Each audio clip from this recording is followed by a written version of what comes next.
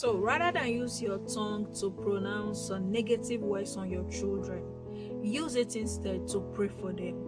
Use it to bless them. Use it to pronounce words of peace and healing upon their souls. They need it. You may think that those words you are saying are just common, they don't matter. But I assure you this, that it does matter. And as a matter of fact, you should not be ignorant of the fact that we wrestle not against flesh and blood, but against principalities, against powers, against spiritual hosts of wickedness in the heavenly places, as given by St. Paul in his letter to the Ephesians chapter 6 from verse 12.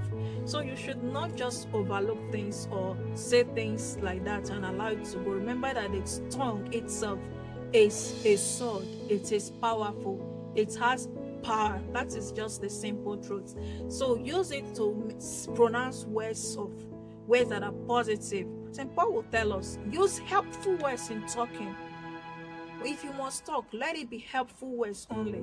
So if you must say anything to your children, let it be helpful words, let it be positive words, let it be benediction, let it be blessing upon them. Now, going back to the story I told you earlier on, Nneka may probably not even have any problem in her minds going to school or that morning. But because she had a little misunderstanding with the mother the night before, so the mother, out of anger, made that pronouncement. Now, let's not only dwell on the aspects of the forces only, or the aspect of the spiritual. What about the generic sense?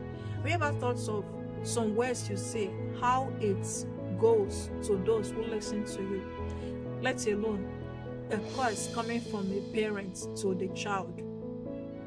At least we are humans. It can go through it can affect the psyche, your psychology, your thinking. It could be the case that the child was even lost in thought and didn't pay attention to the oncoming vehicle, and that ended her life. So what excuse now? How do you think the mother will be able to bail herself out of this situation? Of course, she would take it that she was the one who killed her child.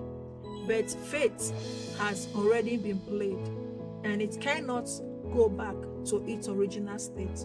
So sometimes the mistakes we use, the mistakes that is being done already, mistakes in our talks, can actually do something that may not be undone when it has been said, when it has been evoked. So some of these speeches we hear around us, you are familiar with some of them, and you may even be guilty with some of them. So words like, you are so careless and reckless, or you will never amount to anything, you are such a disappointment, you are useless, good for nothing. I think that is the most common of all. You are useless, good for nothing. That child, you may be thinking that he or she doesn't have anything meaningful to offer, can become something tomorrow. I don't know if you people have heard of the biblical Jabez, the story of Jabez in Chronicles. I think either First or Second Chronicles now. Jabez was thought of to be a nothing, a commoner, a nobody. The mother despised him. Even the name Jabez actually meant born out of pain. So it was not even a good name to begin with. So that is another point your parents should also pay attention to. What kind of names do you give to your children? Do you give them names because of what is troubling you, because of the torture you have undergone, because of the circumstances surrounding the birth of that child, which may not go well for the child in the future as the bearer of the name? So that is another point you should look at. So but now the mother of Jabez thought of him as a non-entity, a good for nothing, useless fellow. But when this child prayed to God, God, who is in heaven, heard his plea and changed his story completely around. So rather than telling your children you are useless, good for nothing, no, tell them you are useful. Tell them, I believe in you. I believe you can make it. It is something so good. It is something that is worth it.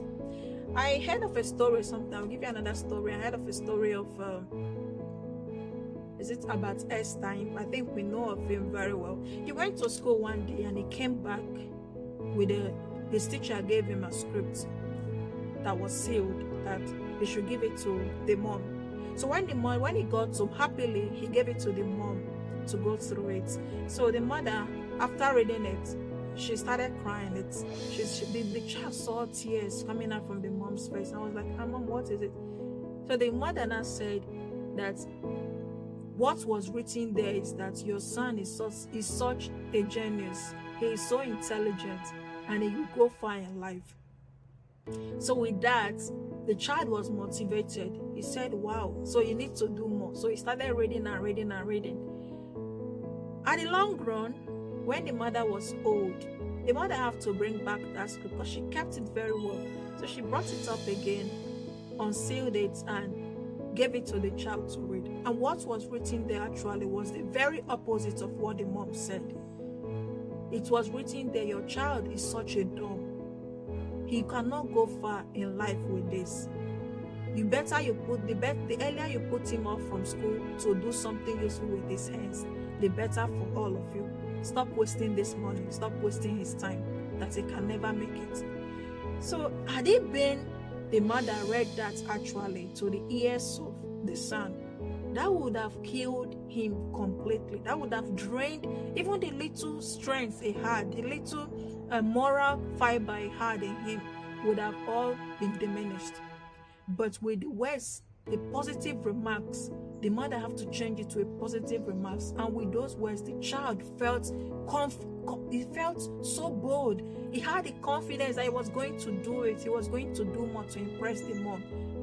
And he actually did it. So, who do you think the credit will be given to? The teacher who thought this child was totally off? Or the mother who saw that even in the midst of nothing, my child can still amount to something? Of course, the mother was also there for him. She took him personally as his own teacher and nurtured him and taught him till he achieved that height. And today, you cannot just mention any top scientist without mentioning of Albert Einstein. So that is what the power of a positive remarks. So don't just be quick to tell your children you are a failure, you are a waste of time. You will never be successful as your parents. You will never amount to anything. You are the cause of all our problems. If it weren't for you, we would be happy. Oh no, that is too much. Consider your child's psychological inbuilt. Consider your child's mental health. Consider your child's thinking, because when you keep on using words that are not good for children, you are draining them completely. See something out of nothing. Okay, take it on this aspect. Let's bring it to the spiritual aspect too. Imagine us, we are useless, all of us, yes, including me, everybody, we are all useless. Because by the fact of sin, we are totally put off from God. We are not even worthy to behold God. Yet, God did not look upon our worthiness, our useless nature. He saw something precious in us, and He sent His only Son to come and die for us, so that we will regain our usefulness. If God would have said, no, these people, these my children, they are not worth it, to hell with them, they can never make it, they are full of ingrates, they are sinners, they are nothing, let them just perish. Do you think we will both stand here or be looking at ourselves and be talking about what do we even know that we will talk about to begin with? So imagine if God can treat all of us like this. Everybody, millions, billions of people living on the face of the earth. Then you that have 1, 2, 3, 4, 5, 6, 7, 8 children, 9, 10. I'm not sure anybody from a particular womb has ever given up to, let me say, 100 children or 30 children or 20. I'm not heard of 20. If you have, you can drop it in the comment section. Then imagine you that has just limited number of children that you have given birth to, and you have all the time to even curse them. No, we must change from this and use our words, our mouth instead, to say words that are beneficial, words that are helpful. Pray for your children, bless them, ask God to grant them His peace, His protection, and His love. You will be the one to reap the fruits of all of this, and you will end your old age happy.